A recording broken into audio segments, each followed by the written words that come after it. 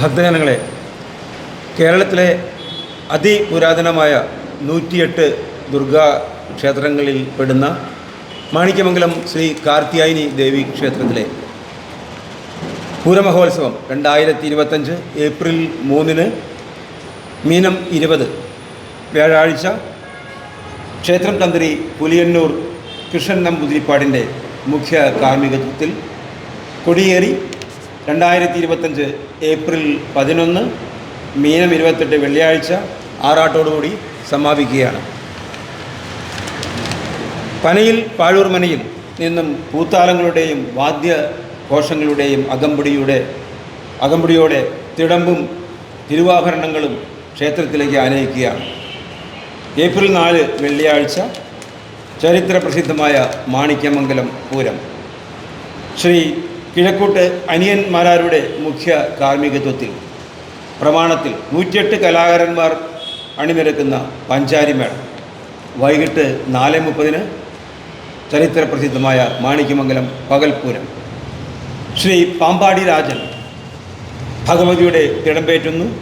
കേരളത്തിലെ തലയെടുപ്പുള്ള 7 ഗജവീരന്മാർ അണിനിരക്കുന്ന പകൽപൂരത്തിന് മേളകലാവിഭൂഷണം ശ്രീ വെള്ളിത്തുള്ളി ഉണ്ണിനായരുടെ പ്രമാണത്തിൽ പാണ്ടിമേളം.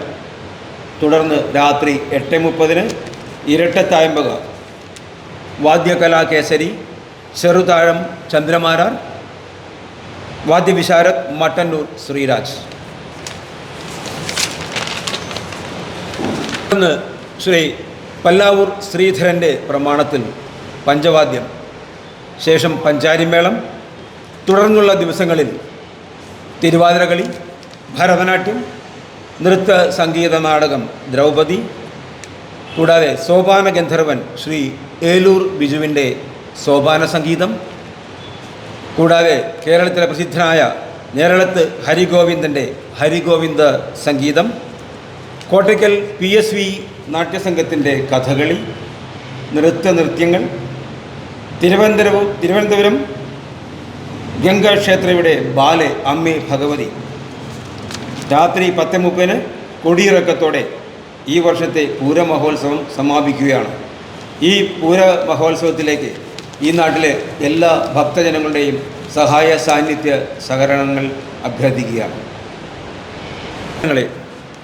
മാണിക്യമംഗലം ശ്രീ കാർത്യായനി ദേവിയുടെ ആറാട്ട് മഹോത്സവം ആറാട്ട് വൈകിട്ട് കാലടി പെരിയാറിൽ ആറാട്ടോടുകൂടി ശ്രീ കൃഷ്ണൻ്റെ ക്ഷേത്രത്തിൽ ഇറക്കി പൂജ കഴിഞ്ഞതിന് ശേഷം വാദ്യമേളങ്ങളോടും താളങ്ങളോടും കൂടി മാണിക്യമംഗലം ദേവീ ക്ഷേത്രത്തിലേക്ക് ആനയിക്കുകയാണ്. ഈ സമംഗള മുഹൂർത്തത്തിലേക്ക് എല്ലാ ഭക്തജനങ്ങളുടെയും സാന്നിധ്യ സഹകരണങ്ങൾ അഭ്യർത്ഥിക്കുകയാണ്. മാണിക്യമംഗലം കരയോഗത്തിൻ്റെ കീഴിൽ വരുന്ന 3 ക്ഷേത്രങ്ങളാണുള്ളത്. മാണിക്യമംഗലം കരയോഗത്തിൻ്റെയും നാട്ടുകാരുടെയും എല്ലാവരുടെയും സഹായ സഹകരണങ്ങളോടുകൂടി ഈ വർഷത്തെ പൂരം വളരെ മനോഹരമാക്കി തീർക്കുവാൻ എല്ലാവരെയും ഒരിക്കൽ കൂടി ഈ ക്ഷേത്ര അങ്കണത്തിലേക്ക് ഉത്സവത്തിൻ്റെ പൂരത്തിൻ്റെ എല്ലാ ആഘോഷങ്ങളിലേക്കും ഒരിക്കൽ കൂടി അഭ്യർത്ഥിക്കുകയാണ്. വന്നെത്തിച്ചേരുവാൻ സന്തോഷം. എല്ലാവർക്കും നമസ്കാരം.